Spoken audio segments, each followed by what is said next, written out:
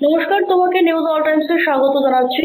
একেবারেই সকাল থেকে যে ভোট যুদ্ধ, সেই ভোট যুদ্ধে পশ্চিমবঙ্গে বেশিরভাগ জেলায় দেখা যাচ্ছে বিজেপি অনেকটা ভোটে এগিয়ে রয়েছে এবং যেখানে দেখা গিয়েছে ত্রিপুরা থেকে যারা যুবকরা রয়েছে তারা একেবারেই পশ্চিমবঙ্গের বিভিন্ন জেলায় চুষে বেরিয়েছে এবং তারা একেবারেই গ্রাউন্ড জিরো থেকে জনতার সাথে কথা বলার চেষ্টা করেছে। কি বলবে এই বিষয়ে?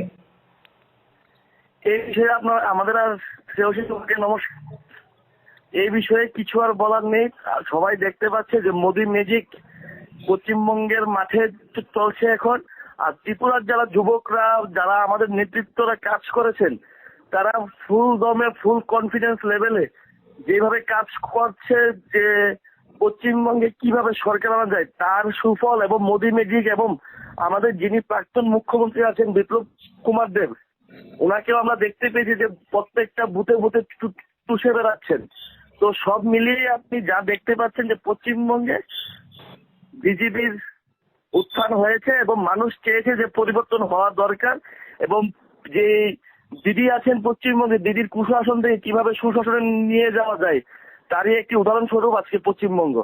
একেবারে যেটা বলা হচ্ছিল প্রথম থেকে যে শ্যামাপ্রসাদ মুখার্জির যে জায়গা, সেখানে আবার শ্যামাপ্রসাদ মুখার্জির দল পুনরায় দখল করবে, সেটা কি তাহলে সত্যি হতে চলেছে রঘুনাথ লোধ?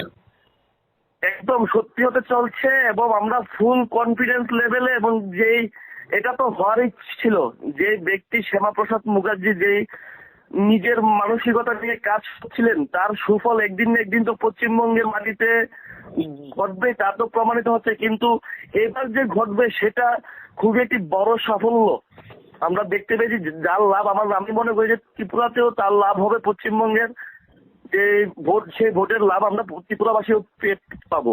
একেবারে ধন্যবাদ তোমার গুরুত্বপূর্ণ সময় আমাদের দেওয়ার জন্য। অসংখ্য ধন্যবাদ আপনাকে।